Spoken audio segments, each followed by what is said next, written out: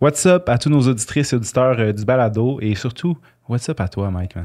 What's up, Jimmy? What's On a eu un bel épisode. On recevait aujourd'hui donc Nicolas Fabien Ouellette, qui est directeur général, dans le fond, de l'Association des marchés publics de Montréal, aussi président du conseil d'administration des marchés publics du Québec. Full intéressant, il a un gros background. Il a fait ses études en gestion des bioressources, dans le fond, à McGill, au pavillon McDonald's. Puis, il a même finalement fini par faire sa maîtrise en quelque chose qu'on pourrait appeler système alimentaire, qui n'avait pas vraiment d'équivalent à l'époque, le food system, dans le fond, qu'il a fait au Vermont, où il étudiait, dans le fond, selon ses mots, dans le fond, la mescale, le cidre aux États-Unis et la poutine au Québec, comme un peu les éléments culturels, culinaires là, de ces trois régions-là. Donc, en tout cas, beau parcours. C'est intéressant de le recevoir.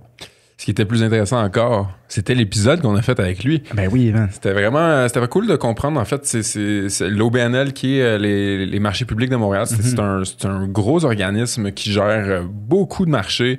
Fait que autant les trois gros marchés qu'on connaît bien, la Atwater, Jean Talon et Maisonneuve, que comme plein de marchés de quartier, des marchés itinérants.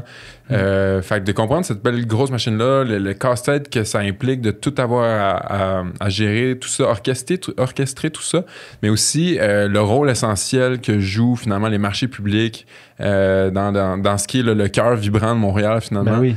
Fait que c'était vraiment cool de comprendre tout ça avec lui. Yes. Puis, petite note, on a dit marché itinérant, on voulait dire marché solidaire. Il n'y a pas de marché itinérant en soi, mais oui, tellement, man. Quel bel épisode. Donc, écoutez ça. Salut. On aimerait remercier notre commanditaire principal de notre saison 5, Tessier, fabricant de serre et allié de choix des maraîchers et sériculteurs. Tessier, c'est fabriqué ici même au Québec. C'est des structures de première qualité. Donc, joignez-vous au mouvement. Cultivez Tessier, vous aussi.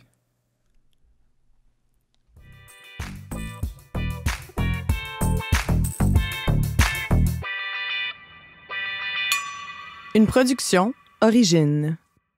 Donc, Nicolas Fabien Ouellette, merci de venir nous voir aujourd'hui.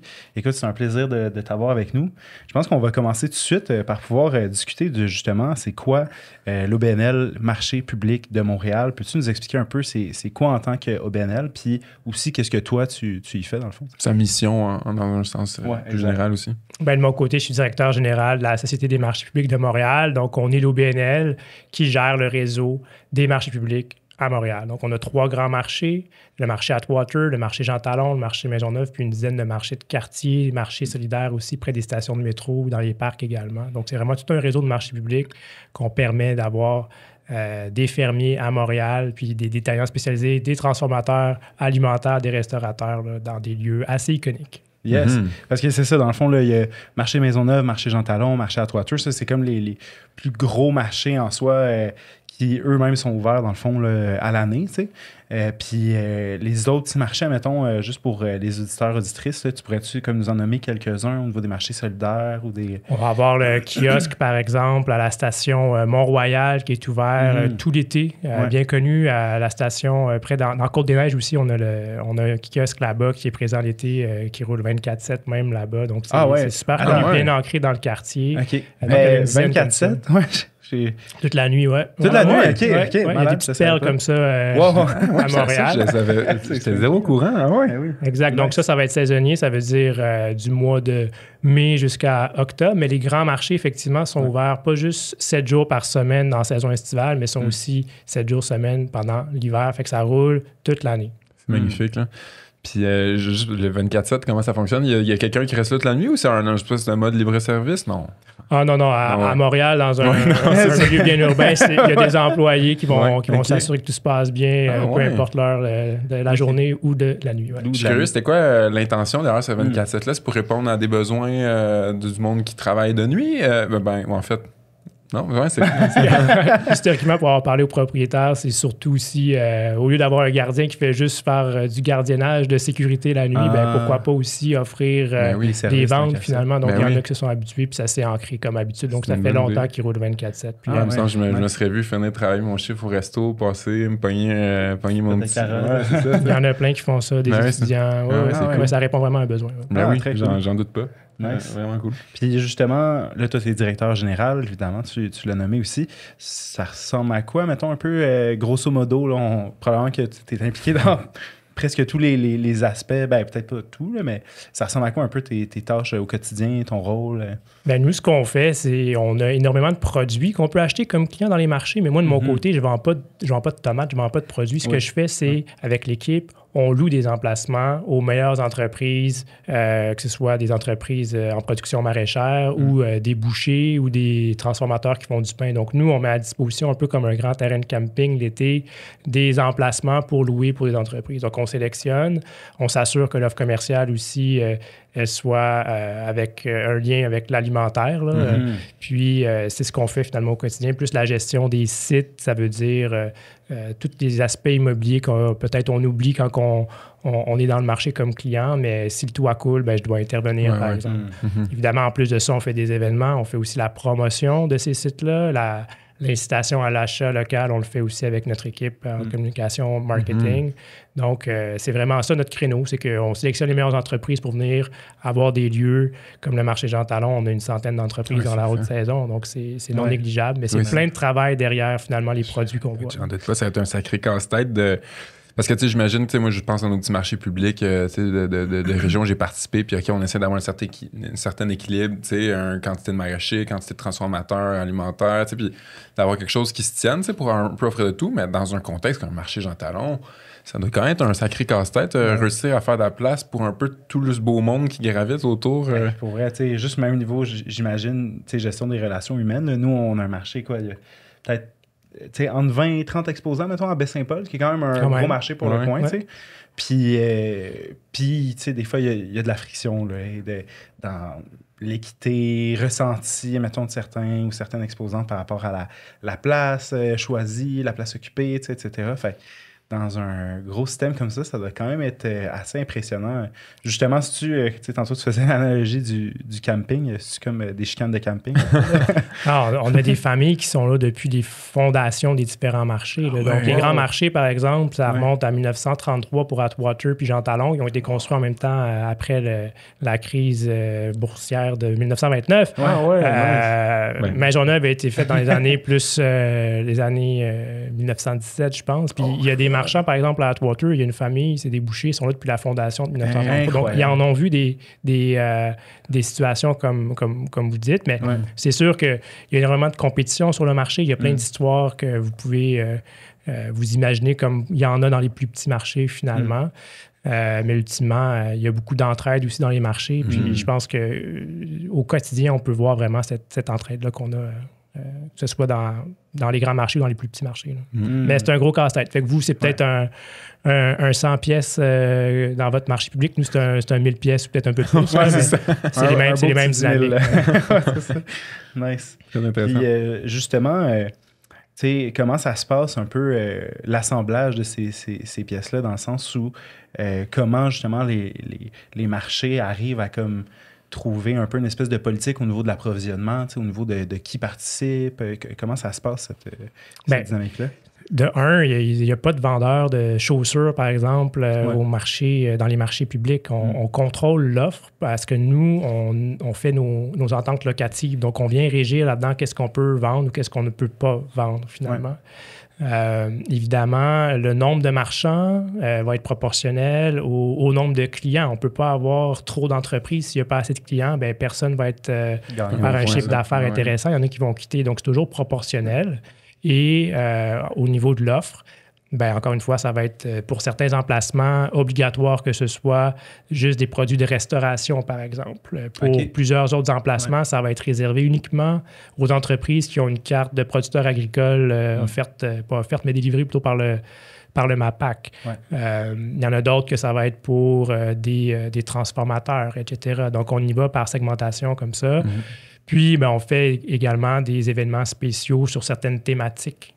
Par exemple, l'an dernier, on a fait un Oktoberfest. Donc, il y avait beaucoup de microbrasseries qui étaient présentes, puis des offres alimentaires qui sont dans la thématique Oktoberfest. Des saucissières. Par exemple.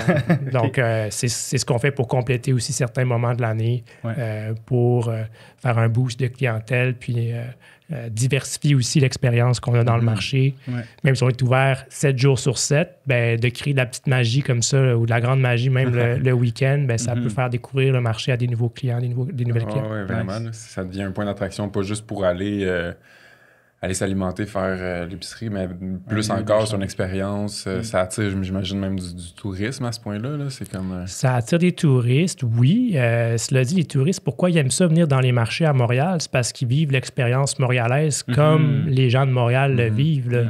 C'est pas des lieux où c'est rendu un musée juste pour les touristes, comme dans certains autres endroits dans le monde. À Montréal, on est vraiment chanceux. On a encore un réseau qui est vraiment couru par les Montréalais et les Montréalaises. Les derniers sondages qu'on a faits, c'était 3 Montréalais sur 4 qui visitaient le marché au moins une fois les marchés au moins une fois par année. Ah ouais, wow. Juste pour donner un ordre de grandeur aussi, on parle d'environ 3 millions de visites. Juste, ça, c'est la stats, par exemple, pour le marché Jean Talon annuel. Donc, c'est non négligeable. C'est vraiment les points de développement de la culture gastronomique à Montréal, mais même au Québec, ça va être dans ces marchés-là là, qu'on va voir émerger une nouvelle tendance. Là. Wow! Puis justement, j'aimerais ça revenir avec toi parce que là, justement, on comprend qu'il y a beaucoup de monde quand même qui visite les marchés à Montréal. Puis tantôt, tu parlais justement de la segmentation en fonction des marchés. Comment vous évaluez ça, justement? Est-ce que des fois, il y a comme une espèce de... C'est-tu comme une analyse un peu des tendances? OK, les gens vont à tel marché-là ou c'est plus pour justement répondre à des besoins comme là, il y a moins de transformateurs, par exemple, à un endroit, fait que là, on aimerait ça qu'il y en ait plus. Ça se passe comment un peu cette pondération-là, dans le fond, de... Bien, on y va avec la demande aussi au niveau des entreprises. Qui est prêt à venir dans les marchés? Ouais. Donc, un défi qu'on a depuis quelques années, bien, c'est les défis qui sont liés à la relève agricole. Il n'y a pas énormément de nouvelles fermes au Québec avec une offre qui est pour la vente directe de maraîchage, par exemple.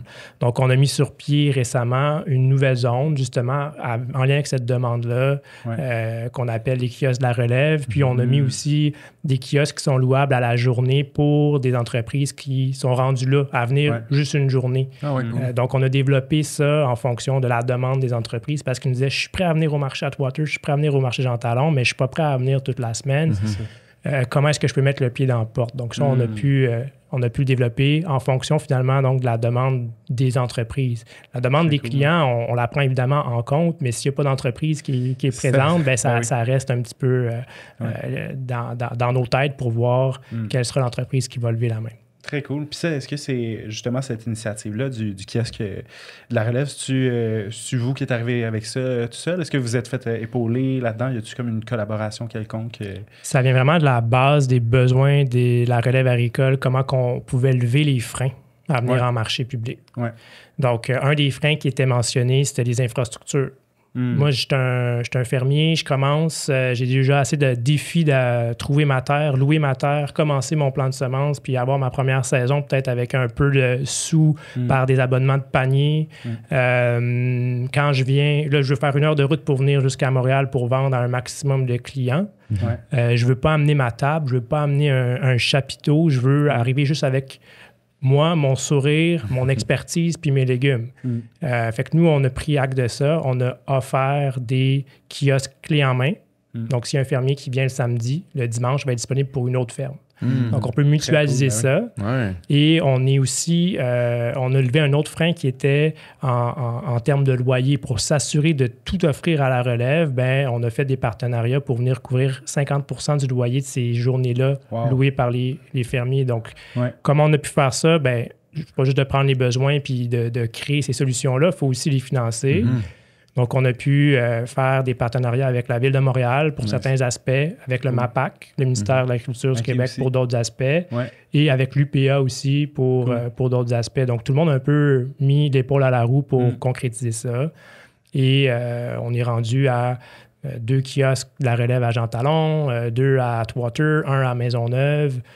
Puis c'est environ entre 30 et 40, 46 qui me vient en tête, entreprises qui ont participé là, à ces kiosques-là. Ouais.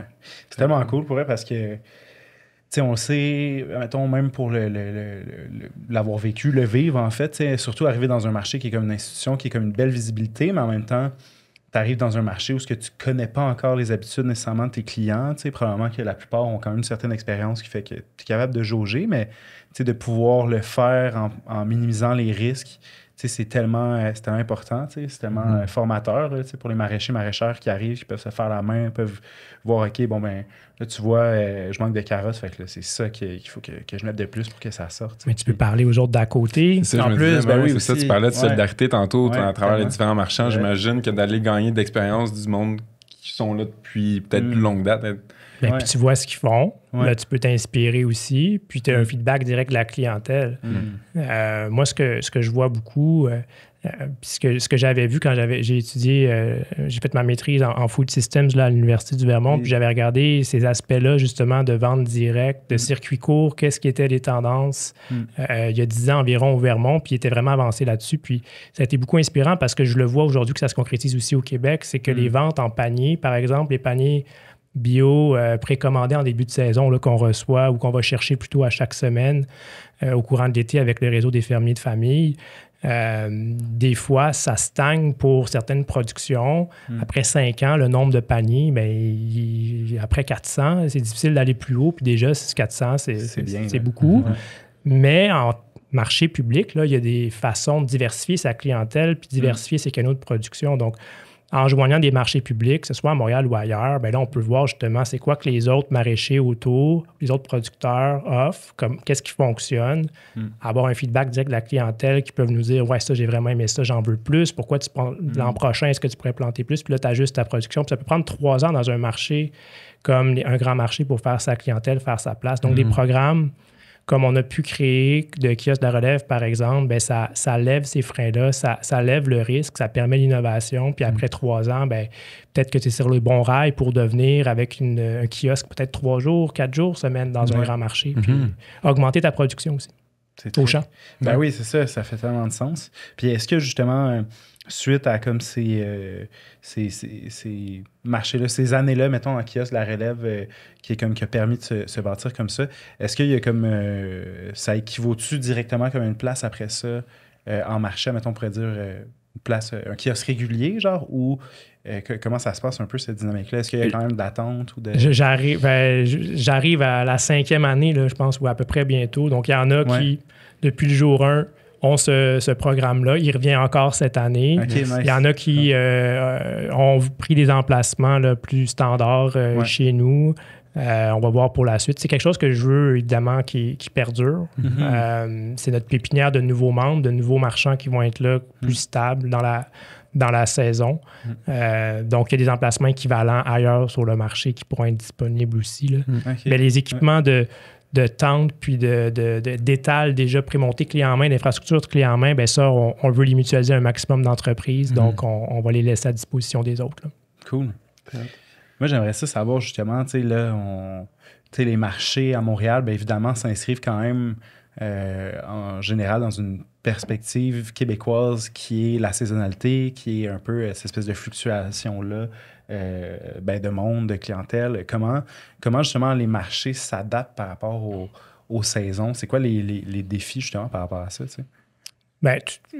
Tout au long de il y a tellement d'entreprises dans nos grands marchés. Il y a des saisons de tellement de légumes, de fruits, ça change pratiquement au quotidien. Là. Arrivé en juin, déjà on commence la saison avec le crabe, là, généralement, là, comme nouveau produit, là, le sirop d'érable qui embarque. Après ça, c'est plus les produits horticoles. Autour de la fête des mères, là, les marchés sont pleins de fleurs, pleins de plants.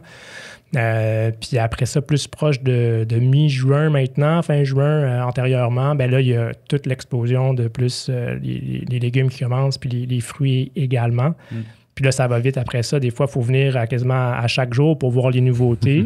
Donc, on suit ça comme client. Il faut venir souvent, il faut venir tôt le matin quand on veut des primeurs.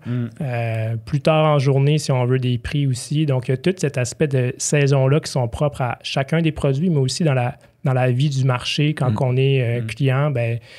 Si vous visitez juste une fois le marché Atwater dans l'année, vous manquez beaucoup, beaucoup parce que vous n'avez pas pris toute l'expérience de X ou Y saison qui est là aussi. Ça prend l'expérience comme client aussi. Là. C'est quand même intéressant aussi comme point. C'est tellement rafraîchissant et aussi juste comme complémentaire, là, sans nécessairement vouloir faire d'opposition, mais à l'expérience, mettons, d'un supermarché ou d'une épicerie, dans le sens où c'est pas standardisé. En même temps, tu as accès au changement des produits. Comme tu dis, la personne qui est vraiment motivée, qui veut sa primeur, elle peut arriver comme plutôt au marché, ou au contraire, comme le fin renard ou autre va attendre un peu plus tard pour avoir des deals. Fait que c'est intéressant aussi cette relation-là qui est comme, on dirait un peu plus organique c'est ça, dans l'approche, dans l'achat, dans la réalité aussi, dans le fond, des denrées alimentaires et autres. Là, ça l'est, puis en plus, on a la proximité avec la personne derrière le kiosque qui est le producteur, ou la personne qui va sélectionner avec soin les meilleurs produits de sa région, même dans certains cas, les meilleurs produits de partout dans le monde. On a les meilleurs de partout. On peut y parler. On peut lui demander, hey, ta prochaine primeur ou quand est-ce qu'il arrive X ou Y produit, ben, ils vont dire, hey, repasse samedi, je vais l'avoir, puis reviens à telle heure, là, je vais t'en garder un petit peu. On n'a pas ça ailleurs que dans un marché public. Puis on a beaucoup ça dans les marchés publics de Montréal. Donc, oui, en bref, on a la saison d'été puis la saison d'hiver. On a toute une expérience hivernale aussi. Mais dans tous ces deux saisons-là, finalement, il y a plein d'autres saisons qui s'entrecoupent là-dedans. Puis j'imagine le fait d'opérer justement dans ces différentes saisons-là, même au niveau logistique, ça doit quand même représenter des défis importants. Je sais pas, tu sais, l'été, j'imagine, tout ce qui est chambre froide, peu importe, ça doit quand même être comme complexe à gérer. Puis, dans le fond, c'est quoi? Grosso modo, ça ressemble à quoi principalement les défis? Oui, pour plusieurs marchands, il faut se monter un auvent pour qu'ils se protègent de la pluie, pour qu'ils se protègent du vent également. L'hiver, nous, comme au BNL, on monte des murs hivernaux parce que les bâtiments construits en 1933, ils n'étaient pas nécessairement prévus pour un usage 4 saisons comme on a aujourd'hui. Donc, des marchands qui sont à l'intérieur, des bouchers, etc., eux, ils restent à l'année au même endroit, mais il y a des fruits et légumes qui veulent rester à l'année, puis nous aussi, puis tout le monde veut qu'ils restent à l'année, bien, on doit monter des murs temporaires le temps de la saison froide. Donc, c'est tout plein de chantiers, beaucoup de défis liés aux infrastructures dans les marchés publics. Puis c'est ce qui pourrait être amélioré, justement, que tout ce casse-tête-là, pour les entrepreneurs, pour nous comme au BNL, bien, plus les infrastructures sont clés en main, plus on peut se concentrer sur le service à la clientèle et bien, sur produire au champ ou dans l'atelier de transformation, là, puis se concentrer sur les produits, non pas sur monter un auvent, monter des murs, etc. Oui, c'est clair. Je repense, nous, un peu à notre expérience marché. C'est ça qui est un peu moins clé en main, mais qu'on apprécie et qu'on adore quand même, le marché de Baie-Saint-Paul. Mais c'est toujours ça, on arrive comme tôt le matin, là, on est une gang, là, là t'installes toutes les tentes, tout le monde ensemble. Après ça, on monte les tables. Puis il y a comme... autant que ça se fait dans la convivialité. Puis, c'est c'est ça. À la fin, on y voit un peu de plaisir, là, même si sur le coup, quand on sait qu'il faut arriver plus tôt, tout notre stock, puis le laisser en attente dans le camion. C'est comme il y a tout le temps un petit stress aussi en même temps. Mais non, c'est intéressant. Là. C'est sûr qu'avoir un clé en main, ça l'offre plus de répit un peu, tu sais, sur une journée de marché qui est déjà intense en soi pour un... Là, j'ai la lunette d'un maraîcher là, qui arrive avec son camion rempli, mais non, c'est ça, c'est quand même génial. Là. Mais c'est pour ça que n'importe quoi qui peut être fait par le gestionnaire de marché, par la municipalité, par le MAPAC, d'autres partenaires comme ça, de venir faciliter la mise en marché de proximité, ben ça l'aide tout le monde. Puis il y en a des fois qui me disent, tu sais, j'ai déjà assez de défis au champ. Là, en plus, pour une mise en marché qui est comme une autre expertise, j'ai plein de barrières qui sont là aussi. Aidez-moi quelqu'un parce que je vais arrêter de produire au champ là, si c'est comme ça. Il y en a plusieurs qui me disent ça. Donc, n'importe quoi qu'on peut faire pour les aider, pour vous aider, en fait, comme producteur, je pense que tout le monde en sort gagnant. Là. Ah, c'est beau, ça. Bien dit. Moi, j'aimerais ça même aller un peu... te demander, tu sais, là, on a parlé un peu justement à quel point on pourrait dire l'expérience marché est quand même différente de celle du supermarché, mais comment vous ressentez un peu comme l'espèce de concurrence avec justement tout ce qui est les magasins grande surface, épiceries et autres, comment vous positionnez face à ça? Bien, on se distingue toujours d'abord et avant tout par la proximité. Oui, la proximité des produits, mais aussi la proximité avec la personne qui fait le produit. Puis ces conseils-là qu'on peut avoir en marché public sur soit c'est quoi le prochain arrivage ou comment cuisiner ceci ou cela, on n'a pas ça ailleurs. On n'a pas ça ailleurs. Je mets au défi tout le monde. Essayez avec la caissière de votre épicerie, de grand supermarché, de demander des conseils. Des fois, ils ne sauront pas c'est quoi un rapini. C'est ça. Il n'y a pas ce niveau de conseil-là. Ça a évidemment leur raison d'être, les épiceries, mais l'expérience, l'expertise qu'on peut avoir, puis ce qu'on vient surtout soutenir quand on vient en marché public, c'est toute une économie basée sur la proximité qui vient aider aussi le développement régional, même si on est en ville. C'est vraiment, vraiment énormément de retombées positives qui se produisent là, en marché public. Puis par la suite, je crois que le produit en tant que tel, il y a aussi le rapport qualité-prix vraiment, vraiment important et non négligeable. Je le disais tout à l'heure, oui, des fois, on peut avoir accès aux primeurs en marché public. Puis des fois, ces primeurs-là vont venir avec un certain prix. Les bleuets sauvages, quand c'est la première journée qu'on a accès à ça, ou le crabe, il va être à un certain prix. C'est juste dans les marchés publics, des fois, qui est accessible pour 1, 2, 3, une semaine, dépendamment c'est quoi le produit. On peut l'avoir quand c'est en saison, puis c'est en abondance par la suite. Là, on a les meilleurs prix, puis souvent des meilleurs prix même qu'à l'épicerie, parce que là, c'est l'abondance. Il faut savoir quand venir. Mais encore une fois, on a accès à des produits qu'on n'a pas ailleurs, ou des fois aussi, on a accès à des produits qui sont à moindre coût.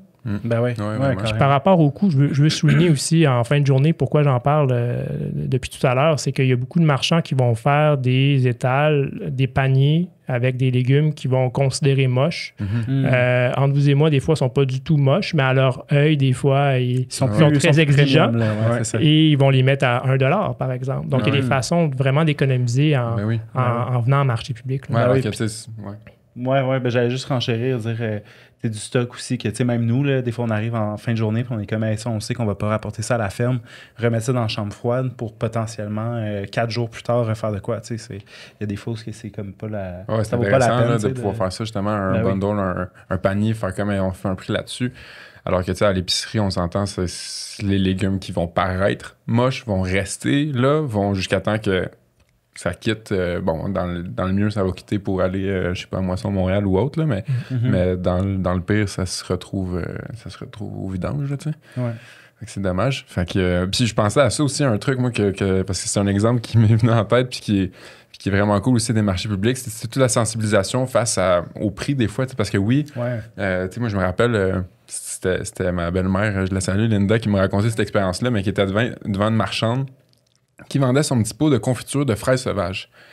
Puis là, première réaction, c'est « Wow, le prix est donc bien cher, voyons donc, tu sais. » Puis j'imagine la même personne à l'épicerie qui fait « Wow, c'est donc bien cher, le remet sur le pot, ça remet sur l'étagère, puis continue son chemin. » Alors que là, la marchande qui fait comme « Hey, c'est toi qui les as ramassées à 4 pattes, ces petites fraises-là, qui a pris le temps de débrasser dans ton champ. » Là, sur le coup, il était comme « Hey, t'as bien raison. » Elle l'a acheté, puis elle a goûté, puis il était comme « Voyons, c'est la meilleure confiture de fraises que j'ai jamais goûté. » Tu sais, mais ce petit échange-là qui a permis après ça d'avoir une petite fenêtre sur OK, mais c'est quoi ça, une fraise sauvage? Comment qu'on.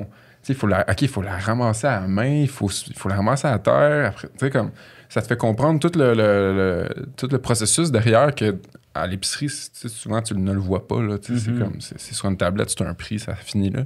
Fait que ça aussi, tu sais, j'imagine, ça paraît pas dans les chiffres. Il n'y a rien qui va démontrer ces impacts-là, mais qui sont vraiment importants aussi pour nous qui fait le métier, pour le client qui comprend un peu mieux c'est quoi le système alimentaire en général. Puis c'est vraiment des discussions que moi j'ai pu avoir souvent. Puis ça en revient toujours à la même chose. C'est quoi le coût juste pour vous, par exemple, comme producteur maraîcher, à vous déplacer en marché public? C'est quoi le prix que vous pouvez mettre sur vos carottes? Si votre coût de revient, il faut que les carottes soient à 5 $, puis quelqu'un trouve ça trop cher. C'est possible. Puis il y a des mesures d'atténuation qu'on pourra parler par la suite pour ceux qui n'auraient pas la capacité de payer 5 $. Mais vous, comme entrepreneur, si vous les vendez 4 $, ben vous vendez à perte. Ben oui. Donc, pourquoi est-ce que vous allez vous déplacer en marché pour faire du bénévolat? Ça fonctionnera pas. Non. Donc, il y a certains prix qui sont... on ne peut pas aller sous ça, sinon c'est un lieu de commerce qui ne fonctionnera pas. Donc, ça, c'est à garder en tête. Justement, les infrastructures clés en main, ça peut vous permettre peut-être de diminuer vos prix si vos charges aussi diminuent en termes de production ou de mise en marché. Mais on est beaucoup au Québec à travailler, beaucoup dans le secteur alimentaire à travailler sur comment est-ce qu'on peut soutenir les ménages à plus faible revenu pour payer le prix juste, mais soutenir financièrement ces ménages-là directement pour qu'ils achètent en marché public avec un principe qu'on appelle des coupons nourriciers. Donc, ils se font financer directement. Vous ne savez même pas c'est qui nécessairement qui se fait financer ou pas. Vous vendez vos carottes 5 $. La personne a la capacité, parce qu'elle est aidée, à acheter à 5 $, puis tout le monde gagne de cette manière-là. On est vraiment curieux. On a commencé à brainstormer là-dessus avec notre association maraîchers, maraîchères, fruitières, etc. de Charlevoix sur cette idée-là de coupons nourriciers. C'est intéressant que tu nous en parles. Comment ça marche? C'est un genre de coupon? C'est une carte? C'est un... Il y a plein d'initiatives en parallèle ce moment. Là. Nous, ce qu'on a fait, par exemple, pour les marchés publics de Montréal, on avait Desjardins qui nous a acheté pour 50 000 $ de certificats cadeaux des marchés publics. C'est les certificats cadeaux qu'on a déjà, que vous pouvez acheter pour des cadeaux de Noël, par exemple. C'est les mêmes. Donc, on a imprimé 50 000. Je les ai pris, je les ai mis dans un sac. Je suis allé au centre communautaire avec qui on a déjà beaucoup de liens puis des partenariats pour d'autres projets. On leur a donné. Eux, ils les ont pris, ils les ont distribués aux ménages à faible revenu dans le quartier parce que ce groupe-là, communautaire, sa mission, c'est l'accès alimentaire. Donc, ils savent dans le quartier qui a besoin d'aide. Donc, leur a donné avec un maximum par mois, par exemple, 90 $, dépendamment de la taille du ménage. Voici 90 $ pour acheter dans les marchés publics. Fait que les ménages du quartier qui n'avaient peut-être pas la capacité de manger, là, tout simplement, littéralement, là, il y avait de l'espace disponible pour aller acheter au marché Jean Talon, par exemple, des produits aux marchands. Les marchands ne savaient pas nécessairement ça se fondait au final parce que c'est le même certificat cadeau. Wow, c'est très bien. On a appelé ça tous à table, puis on est toujours en démarche pour sécuriser d'autres financements là-dessus.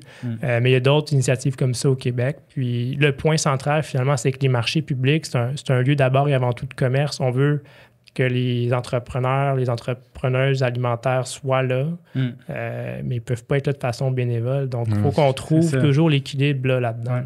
Mais c'est cool, c'est vraiment une belle initiative parce que c'est vrai qu'il y a comme... Après ça, sinon, il y a comme une espèce de dichotomie un peu entre cette espèce de rôle-là de entrepreneurial, d'être comme, il faut réussir à vivre de ce qu'on fait, mais en même temps, souvent... Puis, tu sais, nous, je sais que ça résonne beaucoup aussi dans notre coin, tu sais, le désir de, comme, tu sais, dans le fond, quand on fait ça, c'est parce qu'on a envie de nourrir le monde, on n'a pas envie de sélectionner, puis qu'il y a un élitisme non plus qui se forme autour de qui on dessert, tu sais, en tant qu'entreprise. Fait que c'est comme le fun, parce que c'est ça, sinon, ces deux chapeaux-là, à porter, des fois, vont pas nécessairement tout le temps dans la même direction, tu sais. Fait que c'est vraiment cool d'avoir des initiatives comme ça, au final, qui permettent de pouvoir vivre ça puis de le faire sans dilemme aussi en soi.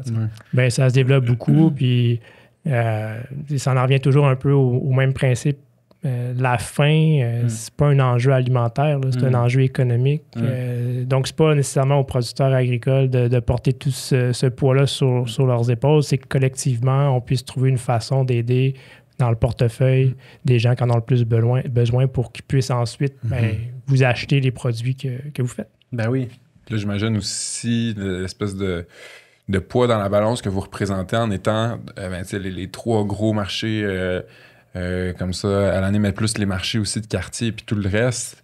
J'imagine quand c'est temps d'aller chercher du financement, ça vous donne un espèce de pouvoir d'action qui est peut-être moins... qui est plus grand du fait que c'est une cohésion. Est-ce que ça... Desjardins a levé la main rapidement là-dessus. Par la suite, ça reste qu'il reste du travail à faire pour démystifier justement c'est quoi les enjeux derrière les enjeux de sécurité alimentaire. Donc, ça reste des défis d'aller sécuriser du financement. Puis, on continue de le faire, mais c'est sûr que notre mission première, c'est s'assurer que la saison se passe bien dans les marchés sur le plan opérationnel, d'abord et avant tout. Donc, Toute aide est bienvenue, mais c'est pas automatique du tout. Ouais, c'est ça. Ouais. Puis tantôt, tu parlais même d'autres initiatives aussi que vous avez co-réalisées ou que vous avez fait avec le centre communautaire là, dont tu parlais. T'aurais-tu comme d'autres exemples? D'autres exemples inspirants comme ça. Là. Oui, on en veut. Oui, l'autre, c'est... donc, on a tous à table avec eux. C'est le principe de coupon nourricier qu'on a parlé. L'autre, ça s'appelle la récolte engagée. Donc, la récolte engagée, c'est notre programme pour que les marchands puissent placer leurs invendus en fin de journée. Donc, ceux qui ne sont pas capables de vendre à $1, par exemple, mais ils vont pouvoir les mettre dans une chambre froide commune. Le temps que le groupe communautaire qui est le CRAC est récolté. Donc, ces invendus-là dans la chambre froide deux fois semaine. Donc, ça permet de récupérer au lieu de mettre au compost. Ces denrées-là sont prises, sont transformées, puis distribuées aux ménages à faible revenu. Donc, c'est vraiment à 2 volets, nos programmes d'aide. C'est minimiser les pertes, minimiser donc le gaspillage alimentaire. Puis en complément, puisqu'il y a de moins en moins de dons parce qu'avec l'inflation, les marchands sont beaucoup plus soucieux de ne pas avoir de pertes, puisqu'il y a moins de dons alimentaires, on complémente on souhaite complémenter avec le principe de coupon nourricier, donc avec des dollars et non pas avec des denrées, pour s'assurer que les besoins des ménages qui en ont le plus, qui ont plus faim, que ce soit vraiment comblé. Puis c'est vraiment ces deux volets-là qu'on travaille avec pour le marché Jean Talon, le groupe communautaire qui est à côté du marché qui est le CRAC.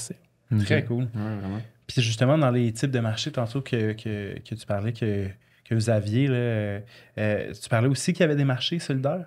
Oui, donc il y a certains de nos marchés de quartier qu'on appelle des marchés solidaires parce qu'ils sont opérés par des groupes communautaires, des OBNL, avec une mission d'accessibilité alimentaire. Donc, il y a certains de nos marchés de quartier qui sont opérés par des entrepreneurs depuis toujours. Puis, il y en a d'autres que c'est des groupes communautaires qui nous disent « Hey, j'aimerais ça, pouvoir offrir des légumes un peu moins chers sur vos lieux. Est-ce que ça pourrait fonctionner? » Ce qui a été créé, donc, c'est les marchés solidaires, ce nom-là. Donc, c'est des épiceries où il y en a une, par exemple, qui est avec 3 prix. Tu as un prix plus faible, le prix normal, puis le prix que si tu as la capacité, tu peux payer un peu plus cher, puis ça va donner au suivant. Épicerie des 3 paniers? Oui, c'est ce principe-là. Oui, c'est ça. C'est très cool comme épicerie. On avait reçu aussi, d'ailleurs, je pense parce que ça a été aussi fait avec Carrefour Alimentaire, Centre-Sud. Vous étiez ensemble là-dedans, c'est ça? C'est le marché Frontenac et le marché solidaire Frontenac qui est opéré par le Carrefour solidaire. Solidaire, OK, c'est ça. C'est très cool. Tellement un beau principe. Là. C'est vraiment... Je suis un fier propriétaire. Parce que, il y a une campagne d'obligation communautaire, puis j'ai acheté une part, là, donc je suis propriétaire en partie. L'autre qu'on a, il est dans un petit quartier-ville, près de la station Sauvé. C'est un autre organisme qui l'exploite, sous les principes vraiment similaires. Ça, c'est merveilleux. Là. On a hâte que ça fasse des petits un peu partout. Là. C'est vraiment un beau concept. Vraiment. Moi, j'aimerais ça aussi qu'on puisse discuter un peu parce que tu l'as abordé tantôt, dans le fond. Évidemment, ce n'est pas que des produits, dans le fond, locaux qui ont poussé au Québec, dans le fond, qui sont là. Mais on comprend en même temps un peu comme l'importance et ou le réalisme de ne pas qu'avoir du 100% local. Peux-tu nous en parler un peu plus de, justement, vous, c'était quoi votre réflexion là-dedans? Comment vous positionnez face à ça? Bien, je pense qu'à Montréal, on se distingue vraiment par notre système alimentaire, notre système de marché. Depuis tout à l'heure, on parle des grands marchés, mais il y a aussi ce qu'on appelle, ou ce qu'on appelait jusqu'à récemment le marché central. Il y a plein d'importateurs à Montréal, puis il y a aussi le quai des producteurs, où c'est des producteurs qui vont produire, mettons, juste du chou ou juste des carottes, puis ils vont vendre la nuit. Ils vont arriver avec des gros camions remplis de leurs produits parce qu'ils sont bien trop gros pour être en marché public. Puis là-bas, toutes les plus petites épiceries de Montréal ou même plusieurs marchands des marchés publics vont s'approvisionner là-bas d'autres producteurs, finalement, du Québec qui produisent en plus grande quantité, puis des importateurs qui vont avoir les produits de partout dans le monde. Donc, nos marchés, puisqu'ils sont opérés 7 jours sur 7 à l'année également, qu'on a les meilleurs produits de partout dans le monde, c'est parce qu'il y a des gens qui se lèvent la nuit, qui s'en vont acheter tous ces produits-là, puis ils vont compléter leur étal. Souvent, ils vont avoir une portion de leur étal avec leurs propres produits, comme des courges butternut, puis des oignons, par exemple. Ils vont aussi avoir des tomates. Le reste, ben, ça ne sera pas leur rapini. Des fois, ça va être le chou du voisin. Ils vont peut-être tenir aussi des agrumes. On n'en a pas vraiment ici. Ils vont compléter avec des pêches de l'Ontario parce que la clientèle, c'est ce qu'elle souhaite aussi, la plus grande diversité, la plus grande fraîcheur possible. Ben oui. Puis tout ce volet-là de détaillants spécialisés qui vont choisir avec amour les meilleurs produits disponibles, ça se fait vraiment pas en claquant des doigts. Il y a plein d'histoires de familles, ça se passe de génération en génération sur comment faire ça. C'est souvent méconnu, mécompris aussi, mais c'est vraiment nécessaire depuis à peu près toujours dans les marchés publics d'avoir ça. C'est pour ça qu'ils sont devenus aussi iconiques. Les temples de la gastronomie, c'est parce qu'on trouve vraiment de tout. Puis j'imagine quand même à un certain point aussi, ça répond... ça répond, je pense, un peu à tout le monde parce que on a accès maintenant à cette diversité-là. Puis je pense que le but n'est pas de tomber dans une autarcie. Malgré le mouvement local qui faut l'important puis il faut comme continuer à pousser, l'autarcie n'est pas souhaitable non plus en termes de produits. Mais au-delà de ça, j'imagine, il y a même, ça vient répondre aussi aux besoins de certaines communautés en soi. Là, au niveau de la diversité des aliments, que ça arrive d'un peu partout dans le monde. Historiquement, évidemment, je parle à tous les marchands, puis on se connaît super bien, puis éventuellement, ils me parlent de leur histoire familiale. Il y a des marchands qui, leur famille était au marché Bon Secours, là, qui est comme le marché historique de Montréal, dans le vieux Montréal. Donc, ils en ont connu des années de marché.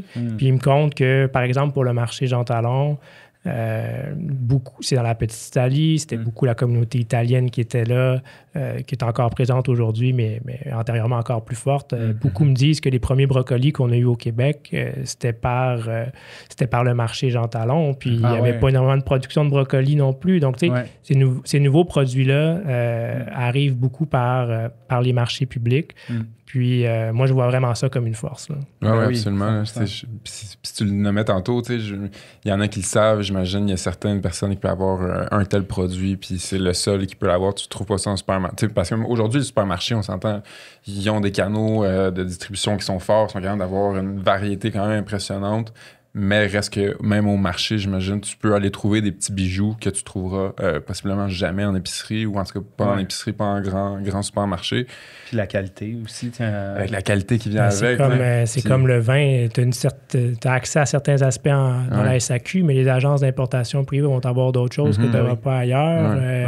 De notre côté des produits alimentaires, puis des produits maraîchers, là, si on veut en parler plus de fruits et légumes, c'est la même chose. Là. Il y a certaines variétés d'agrumes, par exemple, qui vont juste être dans les marchés pour certaines saisons. Là. Donc, il y a vraiment tout ça à prendre en compte. Puis, c'est vraiment complémentaire.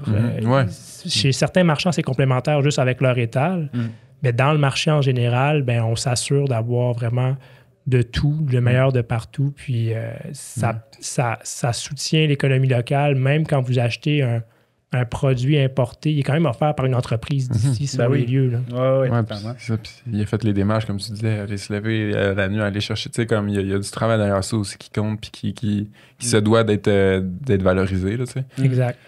Puis, moi, je fais juste penser aussi au côté historique. Là, tu parlais du marché Bon Secours. Là, le marché Bon Secours n'est plus donc un marché public en soi de Montréal, en tout cas aujourd'hui. Proprement parlé. Non, c'est ça. Mais ça date, là, j'imagine, le marché Bon Secours. T'as-tu des idées? Quand est-ce que ça avait lieu, ce marché-là? Ou les années? Non. Au début de la fondation de Montréal. Rapidement, il a quand même été construit. C'est l'ancien marché central qu'on appelle. OK. Fait que juste... À l'origine, les marchés publics, c'était les seuls lieux où on pouvait vendre de la viande, ou c'est là qu'on pouvait vendre. On ne pouvait pas vendre n'importe où en ville. On concentrait, on mutualisait les services, mais on concentrait les nuisances, donc animaux vivants, etc. C'était là qu'on pouvait les acheter, les commercialiser puis les acheter. Pour ce qui est de Montréal, c'était beaucoup, évidemment, dans le Vieux-Montréal. Puis, on a encore un kiosque de la place Jacques-Cartier où il y avait des charrettes à l'époque en plein air qui est encore là, en opération. Le marché Bon Secours est toujours debout, mais c'est plus avec un usage de marché public. Et donc, ça a évolué de fil en aiguille, tout ça. C'est ça, moi, ça a fait juste m'ouvrir mon imagination, là, j'imagine, dans l'époque là, où tu avais accès aux oranges, peut-être juste une fois par année, puis là, tu te déplaçais là, puis t'es comme, c'est les oranges, autant, tu sais, ou une espèce de contexte, là, tu sais, d'une autre époque, là, où t'allais avoir accès aux petits produits, genre, que tu vois arriver qu'une fois par année, puis ça devait être vraiment grisant, là, en tout cas. C'était beaucoup plus local, mais aussi, même les sites actuels, comme le marché Atwater, aux étages, il y avait de la viande qui se commercialisait là, donc tout ça a beaucoup évolué. Il y a des bâtiments qui étaient, pour le marché Jean Talon, dédiés à l'inspection des viandes pour s'assurer que c'était salubre, tout ça, donc... ça a évolué, les marchés publics, là, pour ceux encore en activité qui ont bientôt 100 ans, ils ont vu l'arrivée des Steinberg, des entre guillemets supermarchés, tout ça. Ils en ont vu d'autres. Puis encore aujourd'hui, sont les lieux les plus performants en termes de... les meilleurs produits sont toujours là. Moi, je trouvais ça curieux. On a fait un saut historique, mais donc on fait un saut international. Genre, comment... c'est quoi l'identité un peu des marchés de Montréal? Comment on peut se comparer même à des fois des réseaux de marchés en Europe, où on sait que, par exemple, en France, c'est comme la culture du marché aussi est très présente. Genre. Ouais, exact. Comment... Ben, dans la dernière semaine et demie, 2 semaines peut-être, Lonely Planet a dévoilé son top 10 des marchés à visiter dans le monde. En deuxième position, c'est le marché Atwater. On n'a rien envié à personne. Là. Le marché Jean Talon, hyper reconnu aussi. Le marché Maisonneuve, c'est plus local, mais le bâtiment est super intéressant aussi. Puis la force qu'on a à Montréal, c'est vraiment ce réseau-là. C'est pas juste qu'on a un marché. On a un réseau de marchés qui est vraiment dans l'ADN de la ville, puis qui a mis ça à la map jusqu'à un certain point. On parle beaucoup d'agricole, on parle beaucoup de transformateurs, mais les chefs, je veux dire, tout le monde réfère au marché, ils viennent s'inspirer dans nos marchés. Là. Donc, c'est encore très, très, très d'actualité. On n'a rien envié ailleurs. Beaucoup m'appellent d'autres gestionnaires d'un peu partout pour voir qu'est-ce qu'on fait, comment qu'on fait. Donc, vraiment, on est chanceux d'avoir ça à Montréal. Là. Énormément. Oui, c'est ça, c'est fort. Puis tu le nommais aussi, c'est ça, avec les chefs, les restaurateurs, comment cette espèce de lieu-là, relation-là aussi, doit être genre privilégiée, tu sais. Comme, je repense récemment, on checkait la série The Bear. Puis, tu sais, en tout cas, c'est quand même une version romancée, tout ça, mais tu sais, on le sait. Puis même pour toi-même, t'être fait envoyer faire des commissions au marché quand tu travaillais au local, genre sur la course, la panique, là, genre, OK, faut que tu ailles nous chercher des trucs au marché. Mais ce moment-là est tellement... puis ce lien-là, en fait, est hyper important, tu sais, hyper clé, là, de ne pas devoir... simplement s'approvisionner de grossistes ou d'entreprises, de se faire livrer, tu sais, c'est ça. Ça fait toute la différence, dans le fond. Ben, puis c'est la proximité, encore une fois, c'est que, tu sais, les chefs, il y en a que je vois que je vais leur parler aussi. Là, ils vont s'approvisionner pour la rhubarbe à tel kiosque, puis ils vont faire leur deal de je te réserve tant parce que j'ai besoin de faire ma pâtisserie avec ce type de rhubarbe-là que je trouve pas ailleurs. Fait que réserve-moi là, je te l'achète. On voit pas ça ailleurs. C'est vraiment impressionnant à voir le matin là, quand ça se produit. Là. Nice. De voir tous ces beaux petits marchés-là bourdonnés de vie, de créativité, aussi probablement de stress matinal. Tout ça mêlé ensemble. Là, ça mêlé ensemble, un beau cocktail. Puis par rapport à ailleurs, comme en France, il y en a plusieurs des marchés plus itinérants qui vont être là une journée semaine, par exemple, de 10 h le matin jusqu'à 14 h environ. Ça a sa place aussi. De notre côté, c'est plus stable. C'est plus 7 jours toute l'année aussi. Il y en a d'autres qu'à Barcelone, par exemple, il y en a certains qui sont rendus très touristiques où c'est pratiquement juste pour les touristes. Les locaux, ils ne trouvent plus ça achetable. Ou ils ne sont pas là parce qu'il y a trop de touristes. Donc, nous, ça reste une activité montréalaise. On veut que ça le demeure aussi. Là. Puis on travaille toujours pour que ce soit une place pour les producteurs d'ici, les entreprises d'ici, mais pour les Montréalais et les Montréalaises. C'est tellement cool. Je pense qu'en même temps, c'est une belle volonté. Puis, comme tu le dis, mettons, pour prendre le cas de Barcelone, mais il y a d'autres cas même de marchés en Asie aussi où il y a comme une espèce d'inflation artificielle là, qui se crée autour de ces marchés-là, de comme des prix qui explosent, puis qui même, à un certain point, dans le fond, viennent à probablement nuire à l'espèce d'expérience des marchés ou fait qu'il y a des locaux qui voudraient aller là. C'est juste plus faisable pantoute, tu sais. Comment, pour rentrer peut-être dans un autre sujet un peu plus porté vers l'avenir, technologie. OK. Comment... C'est une bonne prémisse, hein? Comment, justement, les marchés de Montréal se positionnent un peu, ou comment vous voyez plutôt, tu sais, on le sait, là, aujourd'hui, c'est les réseaux sociaux, c'est l'avènement ou peut-être la continuité du progrès technologique. Comment... c'est du e-commerce, tu sais, de l'achat par un clic, tu sais, c'est comme... Merci. Prends la balle au bon. Ben, j'aimerais ne pas pouvoir les nommer, mais j'ai comme pas le choix. Tu sais, les fermes Loufa sont arrivées sur le marché montréalais, québécois, en fait. Puis on a vu, ont pris de plus en plus de place, tu sais. Puis tu sais, c'est ça, je me demande, est-ce que ça vient, selon vous, comme nuire un peu encore une fois, on ne pourra rien enlever à l'expérience du marché public, mais tu sais, c'est un joueur de plus qui vient entrer dans la course. Est-ce que c'est vu d'un mauvais œil, ou bien, tu sais, comme, c'est quoi votre appréhension par rapport à cette dynamique-là qui prend peut-être, j'ai pas de chiffres ni rien, mais j'ai l'impression qu'il commence à prendre de plus en plus de place, là? Ben, pendant la pandémie, on a mis sur pied un système de prise de commande en ligne, puis de livraison. Pour les marchés publics. Donc, ça a fonctionné. La demande était quand même là, mais on se rendait bien compte, puis ça n'existe plus aujourd'hui. On s'est rendu compte que, c'est énormément de travail, c'est énormément d'investissement aussi. Donc, on avait un partenaire qui le faisait, là, qui était Panier Québécois. C'était le nom de l'entreprise. On s'est bien rendu compte que ce qui nous distingue, c'est pas d'essayer de faire comme les autres. C'est l'expérience, la proximité de venir sur place. Donc, si tout le reste de ce qu'on pourrait appeler la compétition s'en vont plus vers des relations numériques, ben ça va encore plus nous distinguer sur les relations humaines, de venir passer un moment dans le marché, prenez une demi-heure, 1 heure, 2 heures si vous flânez, aller rencontrer les marchands, senter les produits, parler, trouver, ça va nous distinguer aussi. Puis c'est vraiment cette façon d'aller consommer qui est recherchée par plusieurs, puis de plus en plus. Donc, évidemment, les tendances d'achat, comment est-ce que les gens se comportent, on le voit, là, on en prend acte, là, mais ultimement, je pense ils vont se rappeler que peut-être que si j'allais au marché, je vais avoir une meilleure journée, puis ils vont venir chez nous. Donc, on se concentre vraiment là-dessus. Je te comprends. L'expérience terrain dans le marché. C'est ce qui va faire la plus grosse différence après tout, peu importe. Mais... De garder l'authenticité de l'expérience. Cela dit, il y a plusieurs de nos marchands qui ont leur système aussi de livraison. Tu sais, des fois, quand tu veux faire une grosse commande, tu n'as pas de voiture, tu peux aussi appeler. Il y en a certains qui l'offrent. Pendant la pandémie, ça s'était beaucoup développé, moins en moins, mais si c'est un besoin, comme vous pouvez appeler votre marchand préféré pour voir si lui offre un service de livraison. Super intéressant. Ben, c'est ça. Hein? Fait que dans le fond, votre atout principal, c'est de ne pas changer.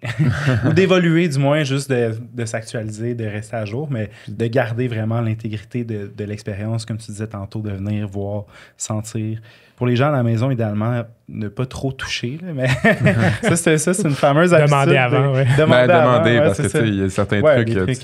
Tu peux le toucher, le concombre, il n'y a pas de stress, mais la tomate ancestrale, la tâter, avec la pointe de fer. Là, on a un ami aussi, même chose, producteur de champignons cultivés. Puis là, c'est normal, on comprend la fascination des formes, des couleurs. Normal, les gens, on dirait qu'ils sont même à la main, arrivent à tirer. Bref. Mais il y a quelque chose, je veux dire, oui, il y a certains produits comme ça. Tu dis comme non, tu peux pas, tout le monde peut pas commencer à venir tâter, là, mais il y en a d'autres, je veux dire. Tu peux prendre une pomme dans tes mains, il n'y a pas de stress. Là. Mais ouais, puis ça fait partie, comme tu dis, du plaisir. Là, y en a même, le melon, tu vas aller sentir. Ouais, sentir les petites fesses. Ben, ça reste que c'est moins anonyme de cette manière-là. Un clic, tu sais pas exactement quelle tomate tu achètes. Je veux dire, il y a combien de variétés de tomates là, quand tu es au kiosque. Ben là, tu as accès à tout ça, puis tu peux vraiment mieux savoir ce que tu vas avoir comme produit. C'est ça. Ben oui. Puis ça en fait... c'est le fun aussi parce que pour ceux qui sont bâtis comme une expérience en tant que client... fans de marché, justement, il y a comme une littératie là, qui se forme, fait que là, ils sont capables de spotter les produits qui leur parlent le plus, de qu'est-ce qu'eux veulent faire avec aussi. Fait que, clairement, c'est comme important de laisser laisser place à ça aussi. Là. Puis au final, tu sais, ce que je me demande, on arrive quand même bientôt vers la fin, tu sais, puis c'est ça, tu sais, en regardant le futur, puis en s'imaginant, tu sais, comment va continuer à jouer un rôle, les marchés publics de Montréal ici, ben, est-ce qu'on voit des certaines tendances se présenter, ou bien autant, mettons, au niveau de l'achalandage que, je sais pas moi, au niveau de la présence d'exposants, le type d'exposants. Est-ce qu'on peut observer certains trucs qui s'en viennent ou quelque chose du genre?